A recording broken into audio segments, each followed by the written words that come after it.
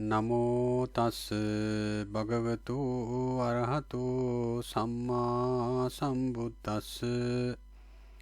Namo tas bhagavato arahato samma sambuddhassa. Namo tas bhagavato arahato samma sambuddhassa.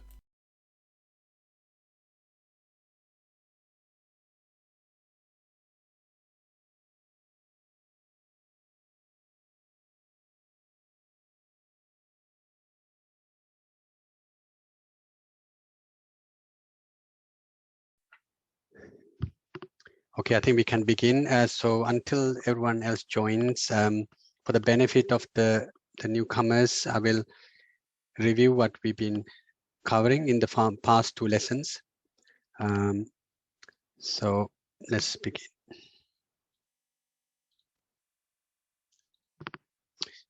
So in this series of lessons, which is one lesson per month, we're going to be covering one of the aspects of Buddhism, Buddhist teaching. It's called Abhidhamma, which is the highest teaching.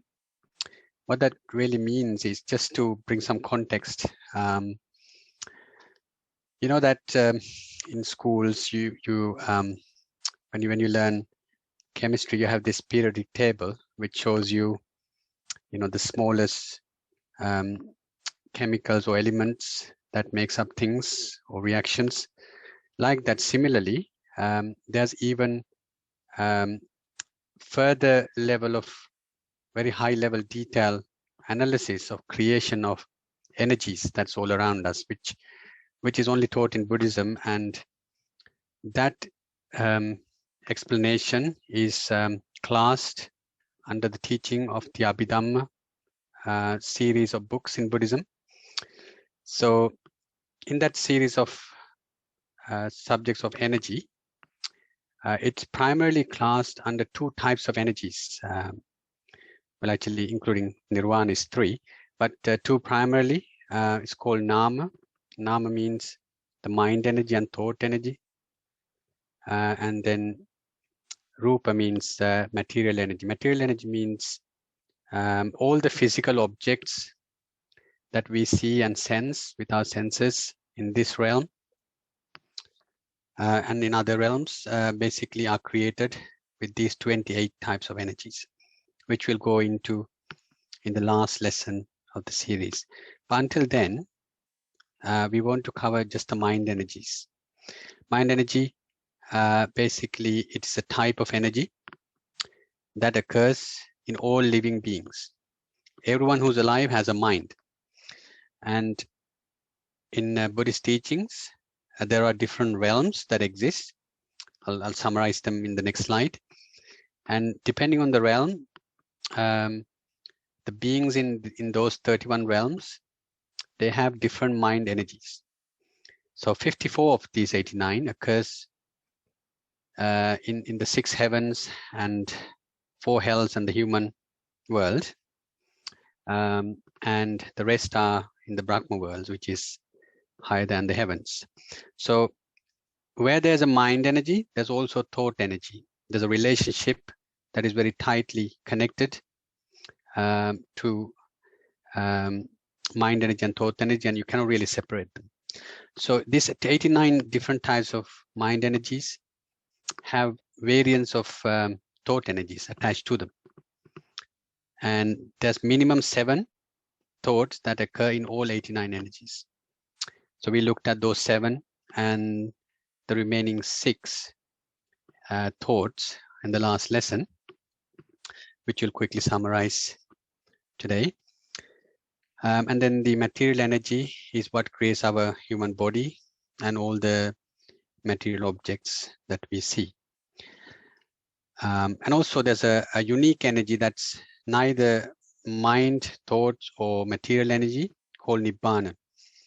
And that is very pure, which cannot be explained with the words that we know, but we have, basically it is very pure, and it always exists. It doesn't die. There's no beginning or end. There's consistent existence of that energy. So there are various descriptions to it, but the description I chose here is to say that all these characteristics we're going to cover in the 89 mind energies and 52 thought energies and 28 material energies. The Nibbana energy doesn't have. And then we go to the next slide, which we covered in detail on the very first lesson. Basically, this diagram, what I'm trying to explain is the relationship of the mind energy and the thought energy. I said that they are very tightly connected together. Well, if you think of vibrational energy, our mind energy has a vibrational energy. So there is a single vibration. This black 3 lines represent a single vibration. And connected to that is these other colorful lines, which represent these thought energies: contact, feel, recognition, intention, one-pointedness, the faculty of life, to recall. These are all different thoughts. Remember I said that there are 7 thoughts that occur in all 89 mind energies. Well, these are those 7. That's in English and in Sinhalese. And there's a side view. I mean, this is not exactly how it looks, but just for us to visualize something, I drew this so that we can at least talk about it. So this diagram shows that the black line is the mind energy, which is slightly different energy to the thought energy. The remaining colorful lines represent the 7 thoughts, but in some minds there are more than 7 thoughts. There's 30 plus thoughts in some mind energies. So you can just add those thoughts into it. But today we're just going to talk about the 14 thought energies that are negative, that creates negative karma. But just to understand the relationship, when the mind energy begins, at the same time, the thought energy also begins. And then there's a duration of the mind energy, which has an equal time distance in all 3 stages. The measurement of time is so fine that we cannot really comprehend it, but just think it's very fast. And just to give an idea of how fast it is, when we blink, there are billions and trillions of these vibrations happens just at the point of blinking. That's how fast it is. So only your intellect can see this, fast vibrational energy once it's developed to that state. So the purpose of teaching this is to understand that inside you is an energy called the mind energy and thought energy, and you are basically created from the information it carries called karma. And when you die, or when you actually die, the last thought, let's say there's your last thought, determines the focus on the last thought determines which realm you're going to be born again. So then this thought becomes the first thought that occurs in your mother's womb, or in whichever realm you're born. In certain realms, there's no traditional birth like here. You just appear, right? And wherever you get born, your mind energy, the first mind energy looks like this.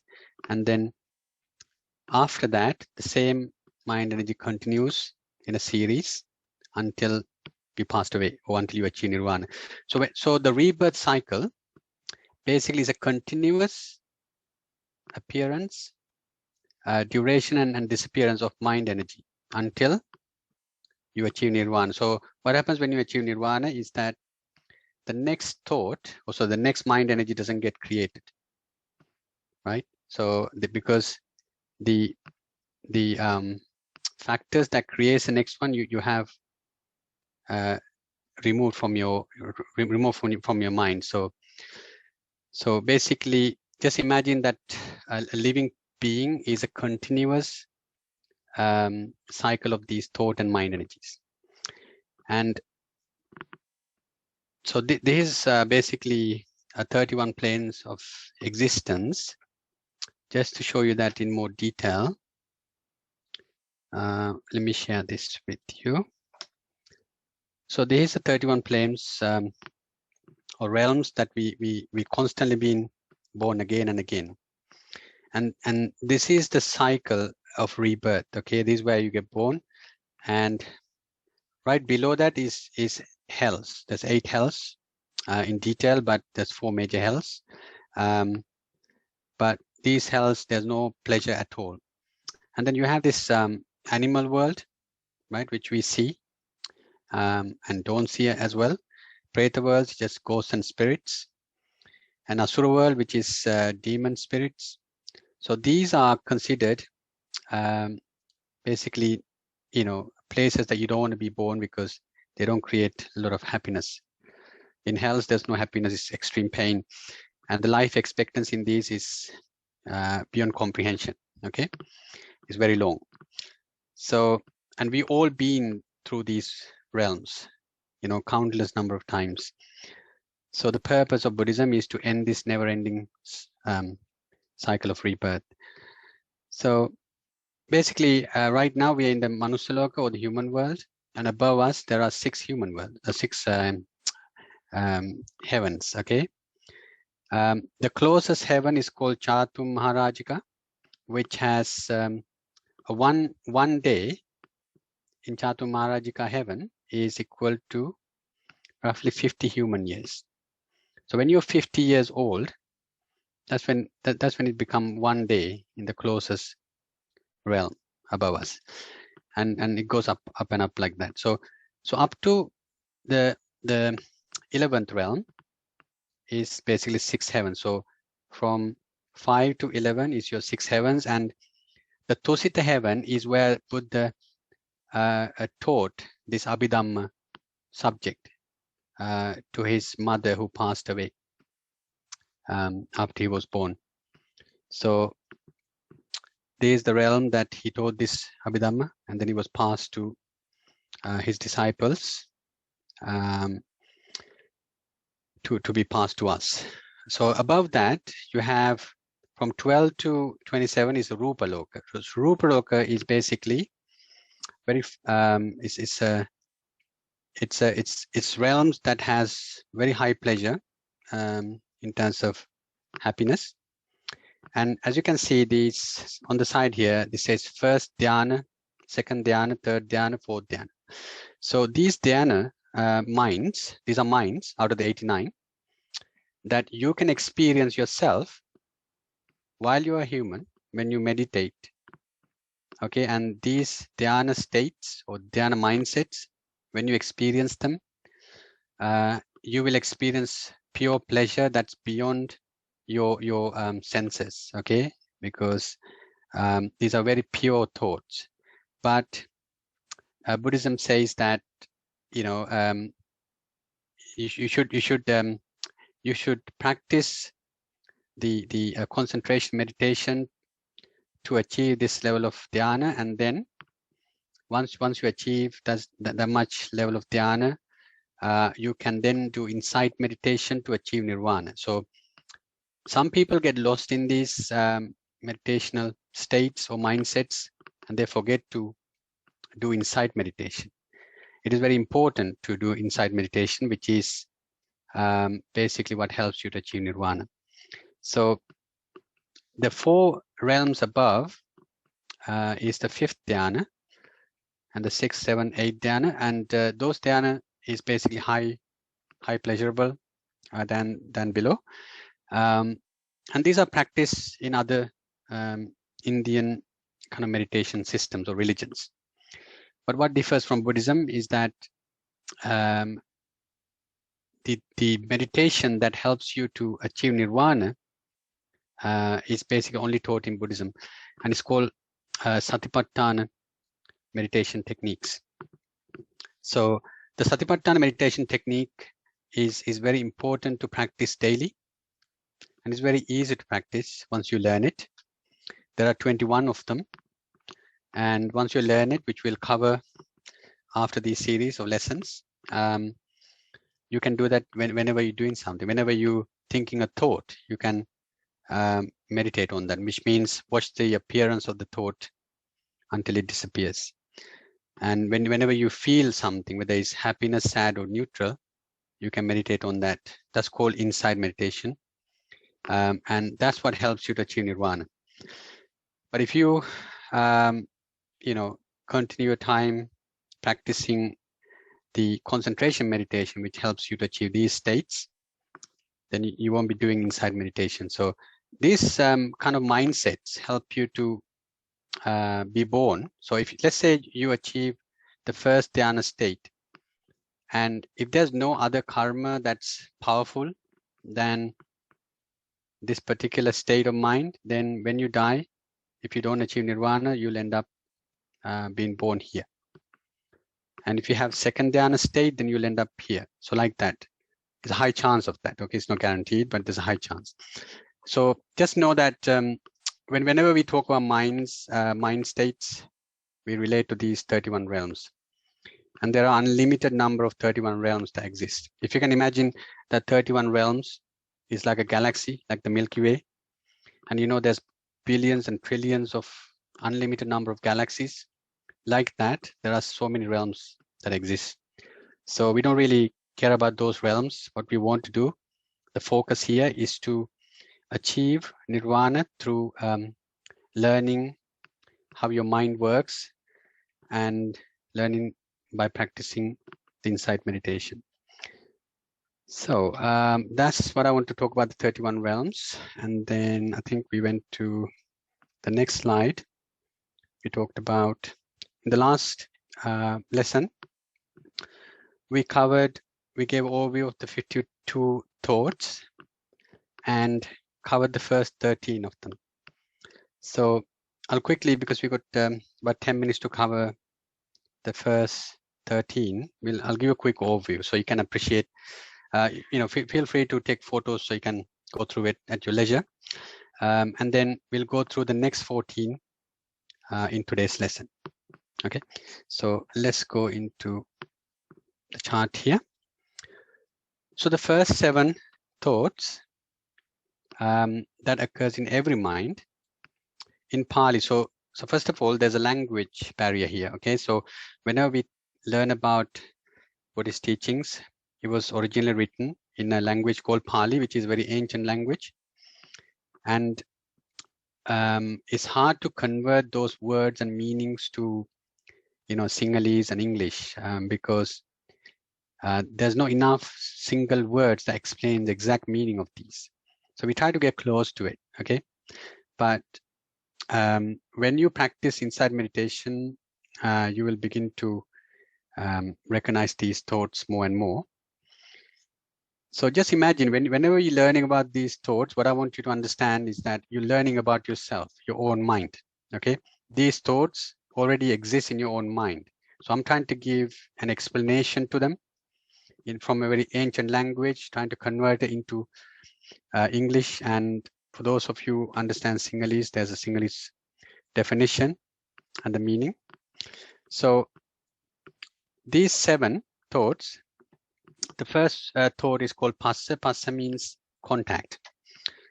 So making contact with the focus. What that really means is whenever we focus on something, our mind sees or get information from all of our senses, all of our 6 senses, okay, including the mind, in the form of thoughts. With your eyes you get colors, with your ears you get sound, right? With your nose you get smell, with your tongue you get taste, with your skin you get touch. So these are information that constantly bombarded through these 6 senses to your mind. So at any one time, your mind decide to focus on something, on one of those senses, which it thinks most important to you. When that happens, that's what I mean by focus here. Whatever you focus on at that moment, for it to focus on it, this thought has to initiate first. It had to come into play and go and connect with whatever you focused on. So the connection type action is done by this passa or contact thought. Then let's say whenever you're feeling something, the feeling thought kicks in, or the Vedana thought kicks in, and it basically experience one of the three types of feelings that you experience in life, which you have multiple labels for, but in Buddhism is categorized into happiness, sadness, or neutral. Neutral meaning neither happy nor sad. So whenever your body is experiencing anger or love or frustration, it's experienced by this thought, the feeling thought or the Vedana thought. Without this thought, you cannot experience feelings. So sanya means recognition. So whenever you recognize something, it's very important. When our mind stops on a focus, okay, and it identifies is this person, is this item, the recognition is done by the sanya thought. And it's very important to understand that recognition is done by the sanya thought, and that's using information you've been learning throughout your life to recognize things. The chetana thought means intention. This is very powerful thought. This has very high influence on the creation of karma, which is good or bad effects of your actions. So the karma is connected to this chetana thought. It works something like this. So this thought is so powerful that it has the influence to control or manage all the other 51 thoughts. It works something like this. So if you can imagine an army that's going to battle, there's a leader of that army, of that group of people, right? And the leader or the general that controls that army is like the chetana thought. Although the other soldiers have different skill sets, it's the leader who tells those soldiers to use their skill at any given moment. Like that, chetana thought determines how the other thoughts, all 51 of them, get used as needed. And it also then, just imagine we all have like account, just like a bank account, we all have account which collects good and bad karma points. Well, the chetana thought, determining on your intention, depends on your intention, it determines, is this good karma or bad karma? And it collects, it gives points. And it always does that whenever you're thinking a thought, whenever you're saying a word out loud or in your mind, and whenever you're creating action. So karma is always being generated, right? So it's important, what kind of karma do you want this chetana thought to generate? And that's why learning these thoughts, because we haven't gone into the thoughts that create positive karma and negative karma. So negative karma we're going to cover today, but the positive karma later on. Once you learn those good and bad creation thoughts, then you can control your karma as much as possible. And this is at a very thought level. So it's very important to learn these. By learning these means learning about yourself, so you have full control over the karma that you create once you develop the techniques. So ekaggata means one-pointedness. So whenever we concentrate on something, it's done through this ekaggata thought or one-pointedness thought. So things like when you're meditating and focusing on breathing, well, you develop in this thought at that moment. Jivitendriya is a thought that creates life or that gives life. Do you remember in that chart we saw a duration? That duration is managed by the faculty of life thought or Jivitendriya thought, and it gives life to sustain other thoughts in your mind. So manasikara means to recall. So whenever you're remembering something, recalling something, is done by this thought. Okay. So whenever you're thinking bad thoughts, bad memory, it creates bad karma, is also done by this thought. So these 7 thoughts works according to your focus. If your focus is negative, it works negatively. If your focus is positive, it works positively. So, and it get used depending on the context. So that's the first 7 thoughts. Then we covered the remaining 6 to make it 13 out of 52. These 6 actually, these 6 thoughts. These 6 thoughts basically is very important because they also get used, depending on the focus. If the focus is bad, it gets used in a bad way to create bad karma. If the focus is good, then it used in a good way to create good karma. So vitakka means logical reasoning, to be consistent in focusing. So this means, as I said earlier, that when let's use example of meditation. So whenever let's say you're meditating on your breathing, when that happens, we all experience that our mind wanders, okay? And when it wanders, there's a little voice in our mind that says, where are you going? That's not our original focus. Come back. What's our original focus? Oh, it's breathing. Let's focus on breathing. Like that, there's a conversation going on. And that is done by the vitakka thought. It's called logical reasoning. Whatever your focus is, it brings back your wandering mind to its original focus. That's what it does. And the vichara thought, it investigates. Once the vitakka thought brought the wandering mind back to the original focus, the vichara thought then finds detail about the focus. So in the case of the breathing meditation, it finds, it basically understands that it's a long or short breath, right? It's cold, it's hot, air that you're breathing.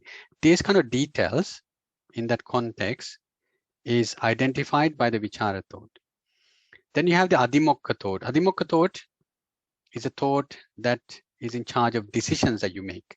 So whenever you make a decision, that decision is made or managed by the adhimokha thought. Now, when you're confused, in a confused state, this adhimokha thought is not there in that mindset. So it's hard to make decisions. That's why you have to calm yourself. And then, the adhimokha thought will appear in that mind. So we'll talk about those in detail. But the next one is virya. Virya means effort. So whenever your effort is weak, so we need effort to do anything, right? To achieve anything. When it's weak, then you got to think of the consequences of inaction, right? Not doing something to motivate yourself. And whenever you're motivated, that is managed or created by the virya thought. This is very important thought to cultivate, okay? Especially to achieve nirvana and to do anything in life, even to study. You need to have effort or virya. Pritya means joy. So before you felt happiness in your body, there's a thought called joy. There's 5 levels of thoughts, 5 levels of joy. And it's felt in your mind first. Then it gets transferred into the Vedana thought to feel a Vedana in your body. So the 5 levels of joy is very, very different. And they are felt when you meditate to those dhyana states, okay? Then you have chande. Chande means will to do something. So whenever you willingness to accept something as good or bad is managed by this thought. So that's what we covered so far in the last lesson and the lesson before. So today we're going to cover the 14 akusal thoughts or negative thoughts that creates negative karma, that creates negative results in our mind, body, life. And these are the thoughts that sends people to jail, that creates arguments, that creates frustration, that creates jealousy, regret, right? Greed, etc. And also, if someone cultivates these thoughts, it doesn't matter, which religion you're from, because this is the realistic nature of where things are. If you cultivate these thoughts, you'll end up in hell, right? In that chart, we talked about different realms. So in one of these, 1, 2, 3, 4, right? In those realms, even if you're born in the Manusaloka, you won't have, complete body parts, or missing parts are also generated because of these thoughts. Everything, everything's created in your thought before it get actioned and translated into karma. So that's why it's important to understand what they are. Once you know what they are, you can protect your mind from it. You can have your guards up to protect your thoughts and minds from these thoughts. These are your worst enemies, okay? They help you to carry on in the never-ending life cycle of this samsara we talked about briefly. So let's go through them. The first one is called moha. It's translated into ignorance. So the moha, or the ignorance, is a thought that is a root cause of all negative karma. Okay, ignorance is not bliss. Okay, I know you probably heard that phrase before, but it leads to never-ending life of samsara. Okay, so ignorance is not bliss, and the opposite of moha or ignorance is intellect, or prajna in Pali. So by learning these things, by learning these negative karma, negative thoughts, you are, basically removing your ignorance to somewhat degree. Okay, and then when you practice inside meditation, you're constantly, reducing your ignorance until there's nothing left. When ignorance disappears, that's when you achieve nirvana. So basically, until ignorance is there, you won't achieve nirvana. Okay, so ignorance is basically seeing everything for what they really are, which is energy. Okay, so if you can see a person at an energy level that is, that person's made of those, like elemental energies, and also this mind energy. Like for example, if someone's angry, and if you can, at that moment, if you can recognize what negative thought is at play, is being used, that's actually seeing at the energy level. Okay, so if hatred is being cultivated in that person by, when that person says negative things, swearing, right, that person's mindset is deluded with ignorance and hatred, right, or anger.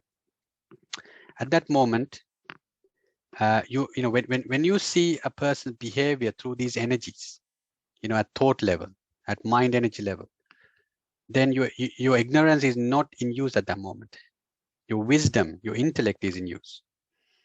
But instead, if you react to what they say, and you also get angry, and you say bad things to them, or you even hit them, then your ignorance is cultivated at that moment.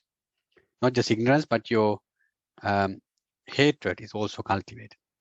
So the purpose of learning these things is not to cultivate any of these thoughts, but to see through them at energy level, so that you become calm person. You see things for what they are. So that's moha, ignorance. Ahirikya means, ahirikya and anuttapi, they're a pair, okay? They're a paradox. They go hand in hand. Ahirikya means shamelessness. So you must be shameful to do a bad action, because it gives bad results. Okay. So if you think that some people, they do bad actions without being shamed. Okay. At that moment, if someone lies without a shame, if they kill someone, or commit adultery, or do something negative that creates negative karma, without a shame, without fear, is managed by these two thoughts. That means these two thoughts are in play.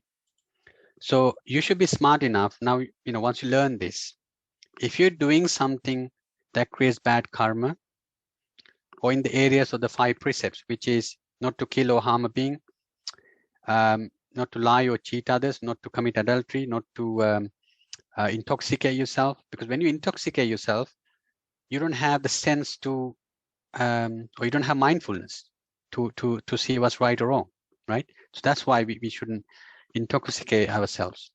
And still, right? When you do those things, or when someone does those things without shame or fear, they're doing it using these 2 thoughts. So you must be intelligent enough to create shame, and make you prevent, doing those things, whether it's thinking of the consequences of those actions, because if I steal things, someone finds out, I become probably labeled as a thief, and that's shameful, right? Fearful, like that. When you think of consequences, then the opposite thought kicks in. The opposite thought is hiri and ottappa, which we'll cover in the good thought section. So the negative thoughts, when someone has these thoughts, when they cultivate these thoughts, there's nothing they cannot do which is bad. Okay, they can do anything. They can do anything in the world that is bad without any shame or fear. So that's why you have to cultivate fear and shamelessness to do bad actions.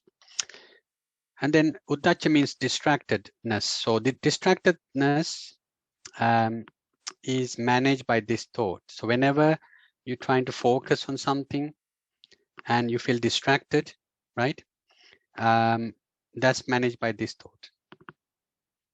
So let's say you're trying to meditate, you're trying to concentrate on something and your mind wanders. When that happens, there is the thought that's responsible for it. So the opposite of this thought is ekaggata, which is here. When your ekaggata thought is strong, this distracted thought is weak. When this is strong, your ekaggata thought is weak. So that's why you have to develop concentration to develop those. Just imagine these are like your mental muscles, okay? And you should weaken these mental muscles and strengthen these good thoughts, which we'll cover later in later sessions. So reckless and distractedness is like that, and then greed. So there's one of the root cause of creating negative karma, greed. Another root cause is ignorance. So in Buddhism, it talks about 6 root causes. 3, why you do something negative. 3, why you do something positive. So the negative root cause is moha, ignorance, greed, and hatred. These root causes will cultivate these 14 thoughts. The opposite of those will cultivate the positive 25 thoughts. So it's important to understand that lobha means greed, and greed starts with desire or greed. If you can imagine, there's a spectrum of thoughts from desire to greed. Everything in between is also greed. So even love falls under this category. Okay, so when you love, you actually creating lobha thoughts or greedy thoughts about something or someone, and that's also binds you to this never-ending love, so cycle of rebirth. So instead of feeling love, you should convert that into a positive thought, which is alobha, which is loving kindness. So rather than feeling connected or loved in this way, in a greedy way, we should convert that into the word they use is generosity. Okay, so you should convert that into generosity. When you're generous, you don't feel greedy. So that's the thought. Instead of love, we should cultivate. The next one, by the way, is because of this greed that we feel attached to things. And you probably heard about me talking about detachment or don't get attached. That's because to remove you from this thought.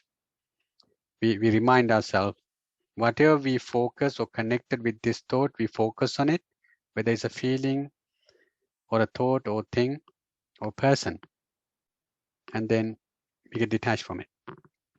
So it's very important. This very fundamental thought, we all get caught up in it. From now on, try to monitor your thoughts and try to protect your thoughts from these negative thoughts. The other one is ditti, unable to judge. It means wrong view, seeing wrong things as right and right things as wrong. So basically, we all have ditti. Ditti means perception, right? And especially in here, the negative perception or negative justification of why you should do something that is negative. For example, if you're stealing and you know it's wrong, so you're trying to create logic to convince yourself that it's the right thing to do. At that moment, this ditti thought is in play, it's in use.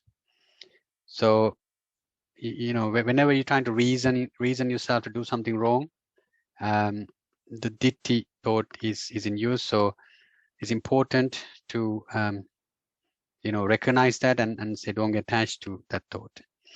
Mana means pride. So the pride comes in three levels or three types. So it really means judging someone as equal, higher, or lower than oneself. This is something you do unconsciously, right, without thinking. But whenever you do that, whenever you judge either yourself or others, just know that it creates negative karma. And don't cultivate it. Focus on it and say, don't get attached. That's how you get rid of it quickly. There are other ways to do it as well, but you learn that through insight meditation. Dosa is another root cause of negative karma. I said the ignorance, greed. The third one is hatred. Those are three root causes of negative karma creation. Again, the dosa thought is, think of it like a spectrum from like to from dislike to hatred, right? Everything in between, like anger, frustration, even fear comes under this. Okay, is all fall under hatred or dosa thoughts. So whenever you're feeling this, I'm sure most of you can relate to this thought. Whenever you're frustrated, right, about yourself or others, know that you're cultivating negative thoughts, negative karma.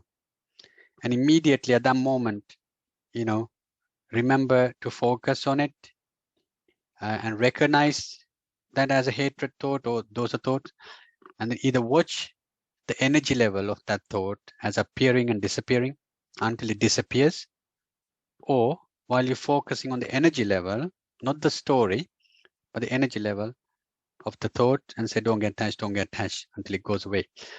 These are strategies that you can use to manage your own negative thoughts and feelings. So issa means jealousy. Whenever you're feeling jealous, it's cultivated by this thought, issa.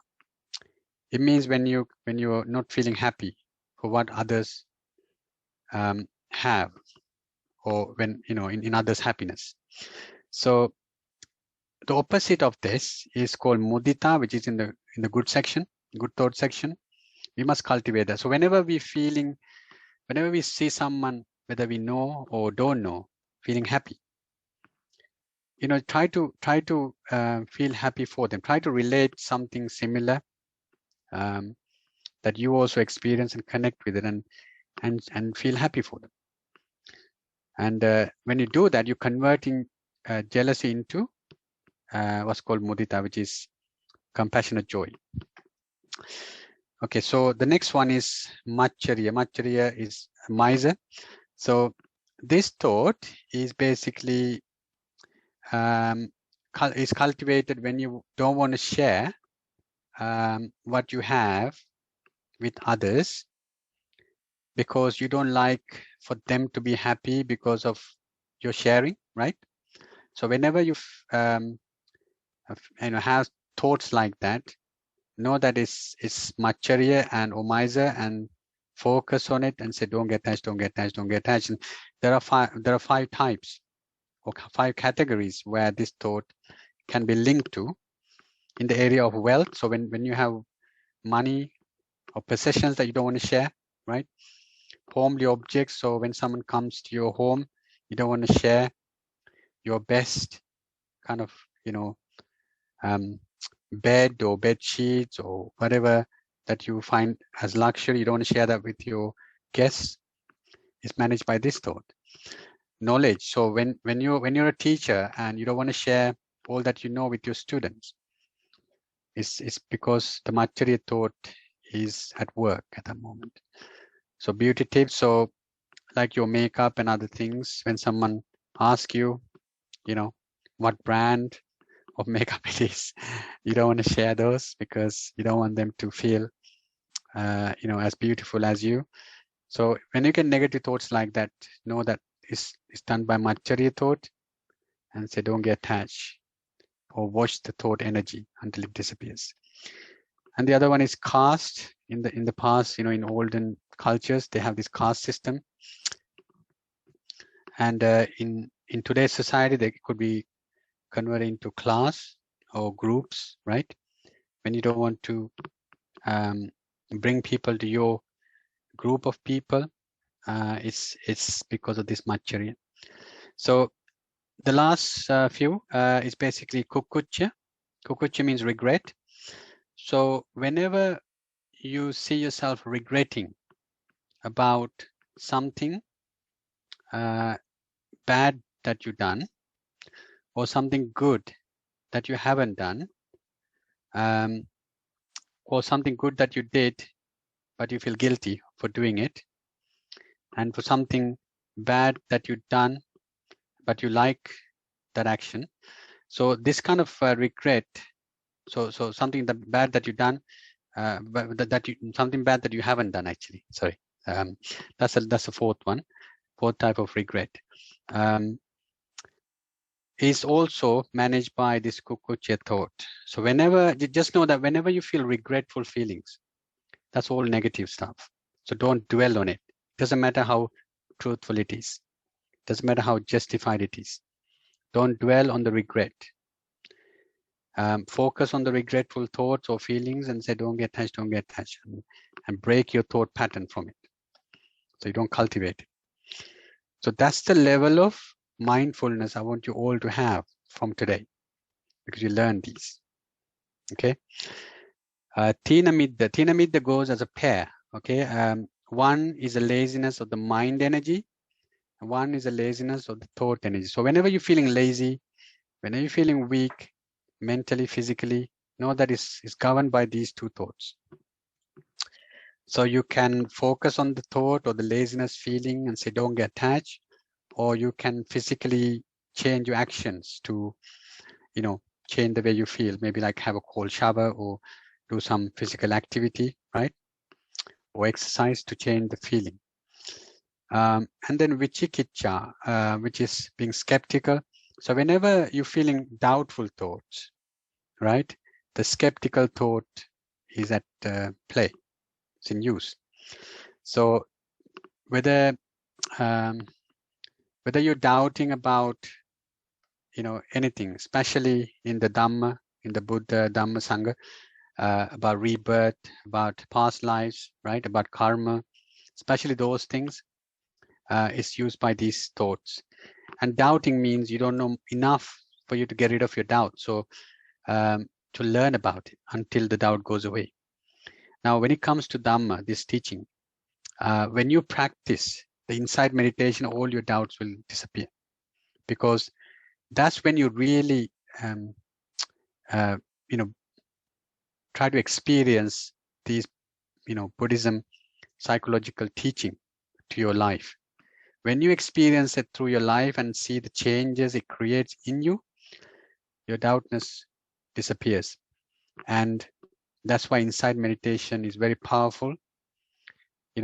All of us should practice it regardless of our beliefs and values, because that actually help us to develop our intellect to see what's really out there, as truth. The ultimate truth is basically taught in this subject of Abhidhamma, which is the 89 mind energies, 52 thought energies, 28 rupa energies or mental, physical, elements, or the Nibbana. So those are the ultimate truth.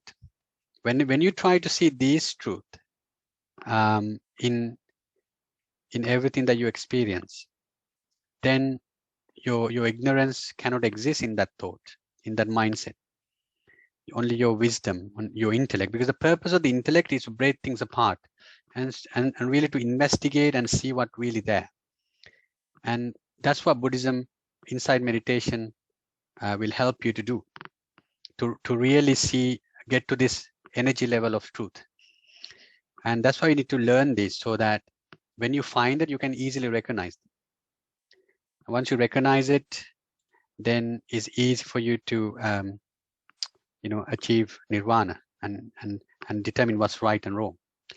So this subject is very powerful because it teaches you what's right and wrong at a thought level, which is a very fine level of teaching, and it invites you to investigate your own mind and what's really going inside your own mind, and it investigates to monitor your thoughts, your feelings, and watch the appearance and disappearance of those thought and feeling energy daily until you die, until you achieve nirvana. That's what we should be doing, and that's the only thing that will help you to achieve nirvana. So when you do that, you create positive karma. So with that last thought, I'd like to stop today and move on to questions. So do you have any questions at this stage? Because that covers the 14 Akusal Chaithasika mental factors. So you're welcome to unmute and ask questions, or if you need to clarify anything further, feel free. Or was that pretty clear? Lasini, Lisara, do you have any questions? No, I understood it. Oh, no. Great. So it's important to monitor your own thoughts. And did you guys try to be mindful of what thoughts that we discussed last lesson, and try to recognize them within yourself?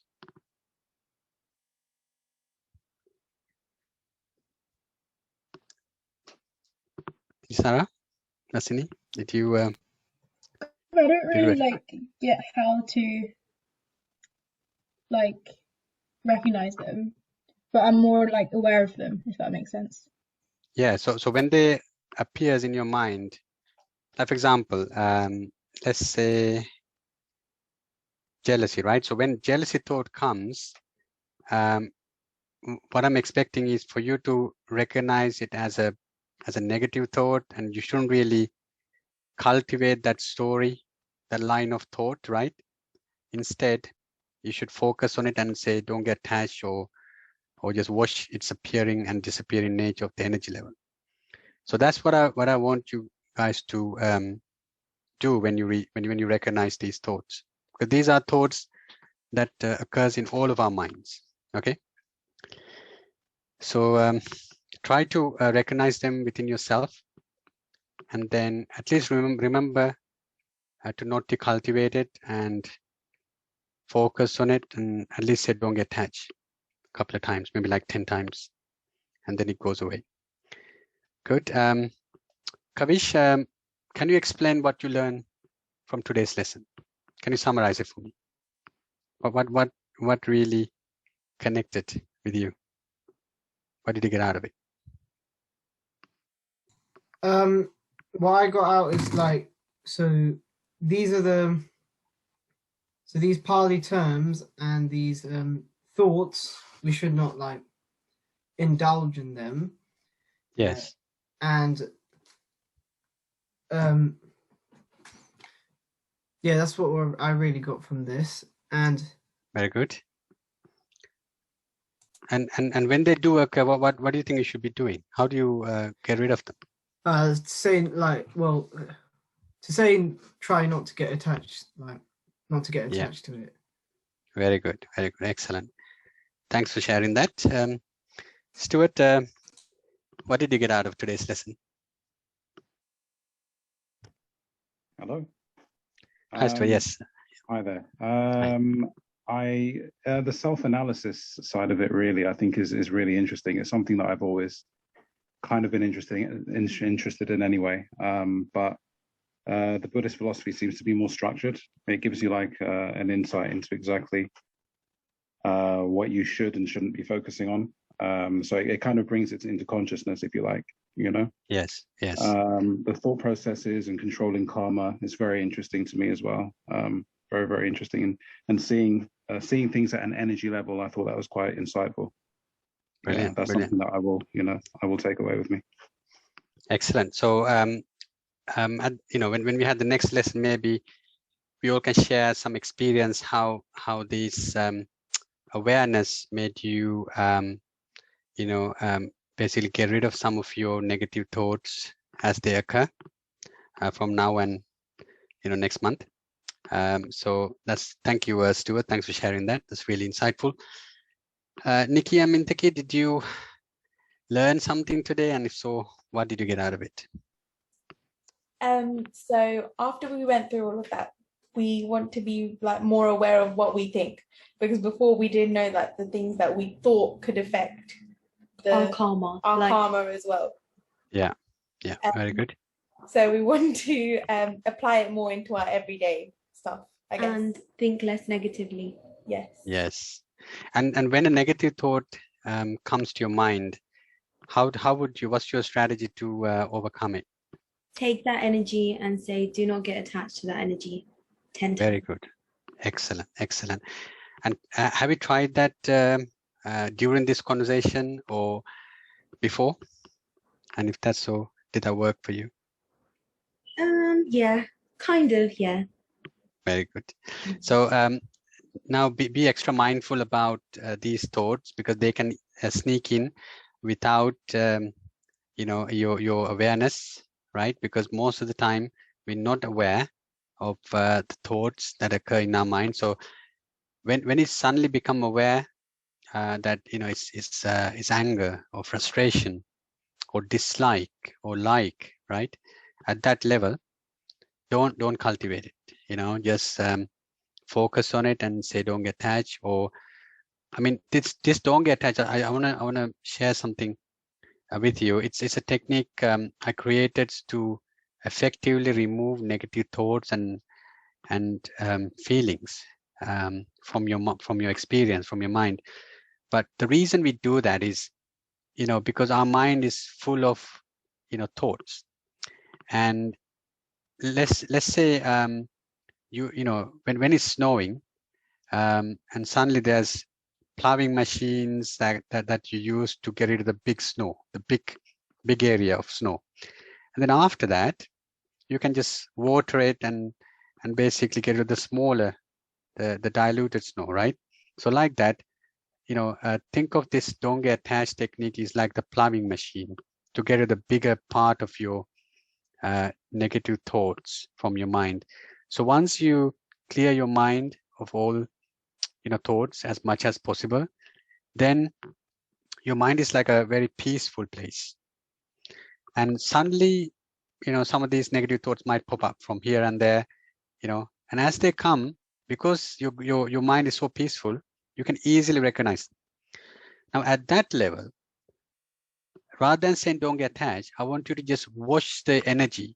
Again, at the energy level, watch the energy and see the energy appears and disappears and changes into nothingness until is nothing there. So if you can compare that thought to a wave in the ocean, and you go to the beach and you watch the waves, and as the waves rise and fall until there's no waves anymore, and when the wave or the water touches the shores like that, I wanted to watch the energy at a distance until it appears and disappears mindfully, knowing. So recognize the thought, watch it from a distance until it disappears. That's the next level of feeling management. That's called insight meditation at a thought level, and you do that with the feelings also.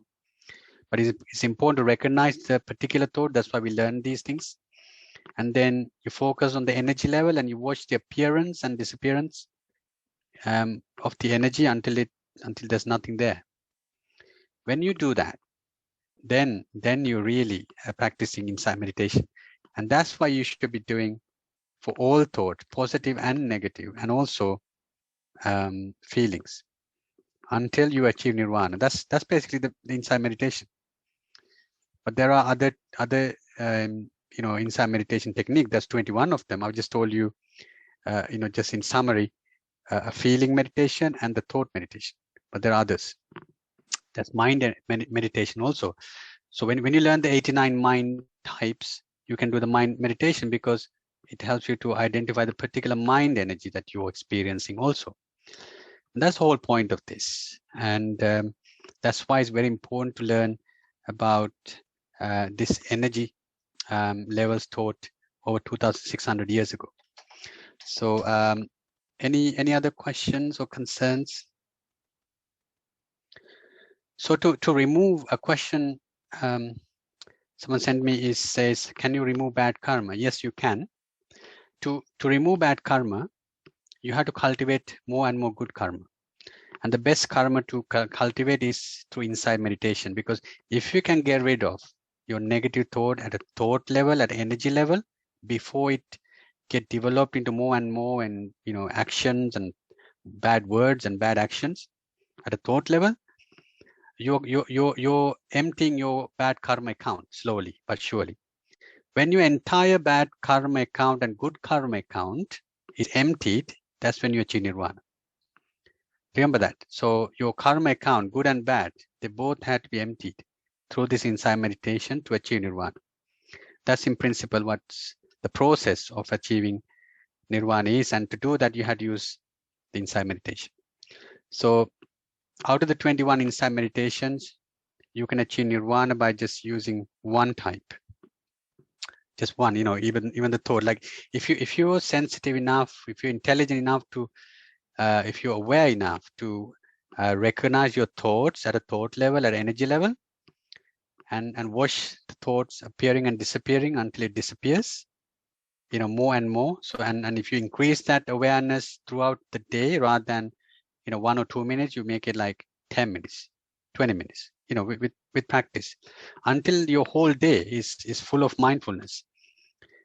And if you can do that for whole 7 days, I'm telling you that it is said in Buddhist text that you can achieve nirvana in 7 days. If you constantly throughout the day that you do insight meditation for 7 days, that's the minimum period. Maximum is 7 years. But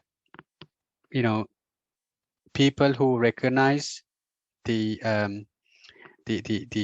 dangers of this rebirth, I mean, if I can go back to that chart again, like here,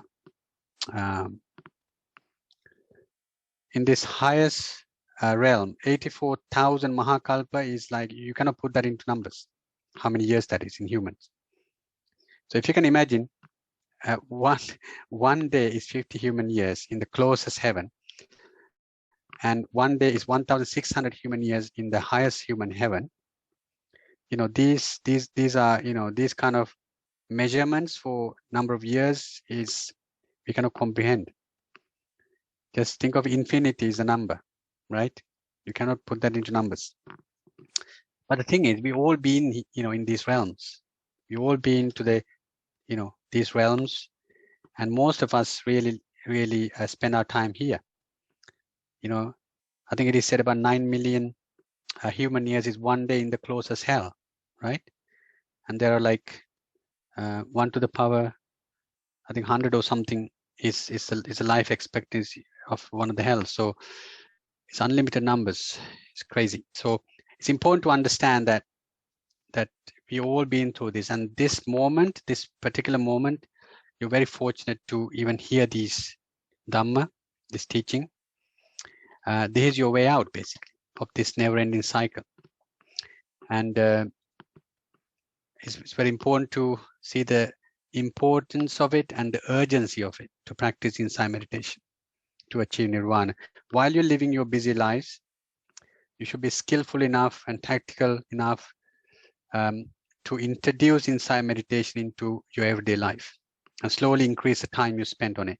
And then when you do that, your lifestyle, your thinking, your behavior, the people you associate with, the things you do on a daily basis will change. It has to. Otherwise, what's the point? If it doesn't change, you're not doing this correctly. It has to change. Your life becomes more simple and, and more peaceful. And your mindset becomes very strong. That means that all these, if you can imagine that this life we're in is like a computer video game, okay? And there are 31 levels of it. And we are at the human level. And all we do is we play by the rules of the level. We study hard, get a job, have a family, have kids, focus on their lives, and then we die. And we're born again somewhere. We continue. But that's the rule of the game. So someone like the Tathagata Buddha comes and who understands the whole source code, whole code of this game. Like, just imagine you're a computer program and you wrote this game. And he says, there's a way out. This is the way out. And that's the best analogy I can tell you. So just remember a video game when you're watching, when you live in this life, don't let the rules of the game, get you attached to temporary happiness or sadness or neutral feeling and create bad karma, which will bind you to the game even more. So that's the best way I can explain it. Hopefully you understand it, and thank you very much for your participation. Hopefully you got something out of it, and look forward to seeing you on the next lesson, which is the third Saturday of the next month.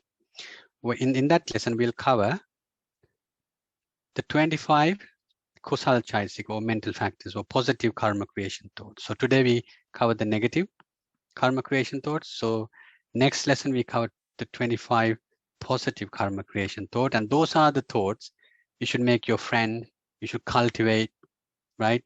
And they help you to achieve nirvana, basically. And those are the thoughts you're creating when you do insight meditation. And those are the thoughts that you should blossom in your garden of this mental energy called the mind. So with that profound thought, I wish for all of you to learn about these energies, and once you learn it, practice it. So you have enough information to practice this from today. And then the next time we meet, really, share your experiences, see what works, what didn't work, then we'll fine tune it and slowly incorporate these, teachings and these meditation techniques to your life. And I wish for you all to achieve nirvana in this lifetime itself, and basically, end this never-ending life cycles. So Terwan Saranai, thank you very much for joining. I look forward to meeting you all next month. Thank you. Thank you. Thank you. Thank you. Thanks very You're much, welcome. Ranesh. Thank you. You're welcome. Thank you. Thank you, Ranesh Mala. You're welcome.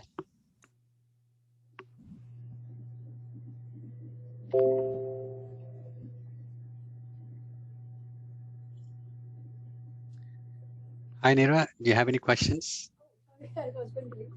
No, in fact, it was very interesting because, we have learned bits and pieces of Abhidhamma and things like that, but you're consolidating it in a way very structured. Yes.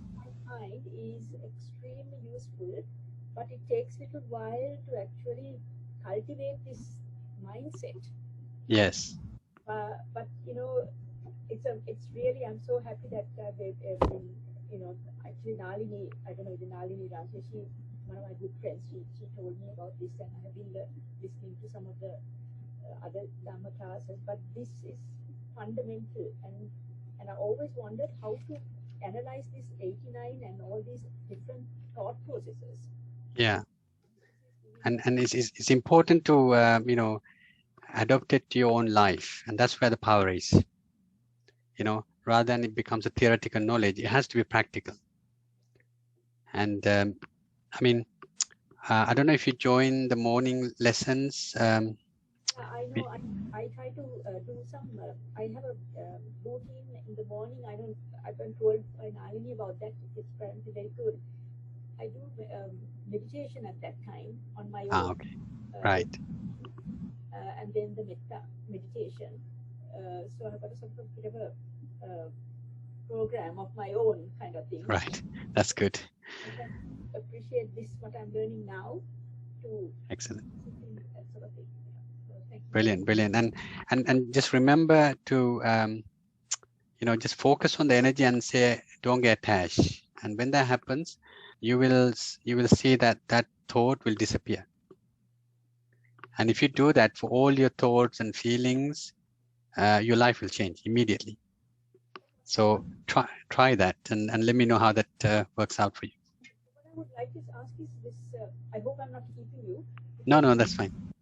This when I do the meditation, and Yeah. Earlier I generally start to sort of settle down with the samatha, and then Right.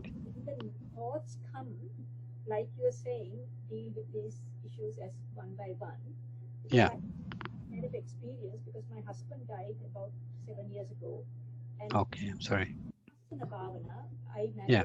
That is what helped me to deal with the grief, Right. having any sadness at the end. Do you think you actually dealt with it? Is it still there when you think about the loss? I can think about him, to see what he's doing, but he has been part of our life, whatever, with joy. No, Right. joy. There's nothing sort of because every time there was a thought coming, I had to respond to it rather than reacting to it. Yeah. Deal with it, and again and again and again, and something that we both did even before he died. He had a cancer, but Right. meditating together, and that was so profound that he was able to go without any kind of feeling of attachment to the family. Wow. Was Right. able to deal with it after he went, and I just felt what a wonderful death he had, because of Yeah. the when he passed away, he just simply went away, and it just listening to Karaniya Metta Sutta. Wow. The last, That's really good. the last one, the bit, as it finished, he took his last breath. Wow. That's beautiful. And you know, the inside meditation practice, if you cultivate that daily, you can basically die mindfully, you know, and you can't do that unless you practice it regularly before. So it's important to, you know, cultivate that from now until we die, basically. That's all we need to do. And then we're not scared to die when that happens. And that is something I also have learned, that there's no need to be scared. Very good. Yeah. And you know, when you're dying, they say that you know, you have images of heaven and hell, people calling, etc. When that happens, it creates certain feelings within you or thoughts within you. Even, you know, at that moment, you should ignore the pictures and just focus on the feeling and the thought if you can at that moment, so that you don't even get attached to the next life. Right. You know, that's when you should stop the bhava tanha, the attachment to the next life. So, you know, to practice that, we have to cultivate the inside meditation, you know, well before, you know, to have that kind of mindfulness. I realized that had we not been doing the meditation beforehand, when Yeah. we do, that wouldn't be the appropriate time to start. Definitely. And I think as you're on the path, I'm sure you will achieve nirvana well before. So try to cultivate that, and practice at least at a thought level. Whenever you have a thought, even now, when a thought comes, just watch it appearing and disappearing. When you have a feeling, watch it appearing and disappearing, so that you're breaking the link to the next thought, to the next feeling by doing that. Just constantly being there. Yeah. So that's all we should be doing, really. Nothing else. So, but if you want to talk to me, I'll send you my number. So if there's if you're in pain or anything like that, I can give you a session to overcome that. It's having done the Vipassana, within a year, I found myself really, everything was sort of, now when I do meditation, I can get it, the thoughts don't come into me sometimes. That's good. That means it's working for you. And right? Times when I find that I'm breathing, but I can't feel my body. I'm conscious of my breath. That's good. So now you should practice insight meditation and focus like on your everyday life. Just focus on the thought. So think of your past. If there's no thought come to you, trigger them by thinking about your past memories, right?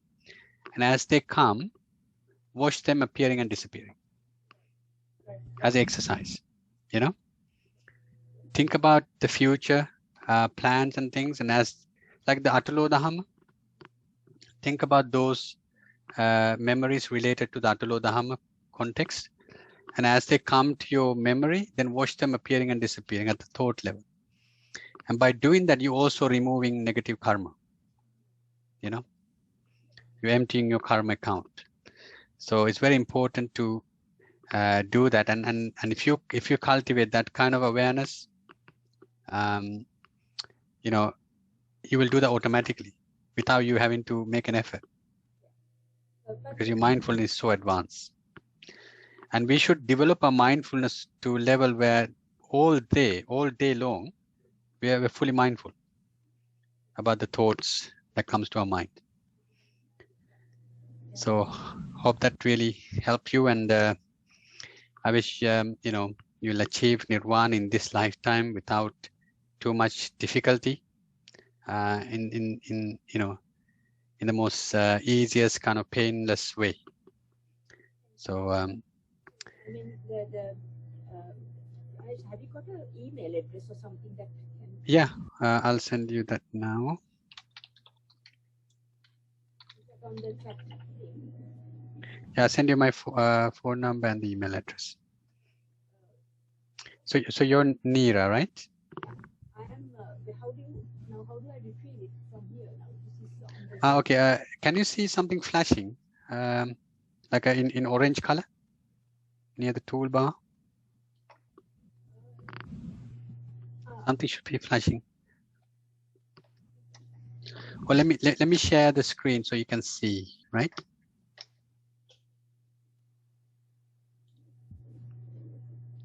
Let me share the screen so you can see.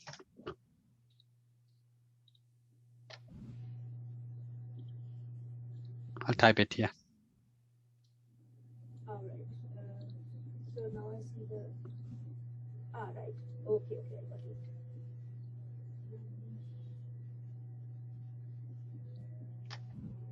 YouTube. Yeah.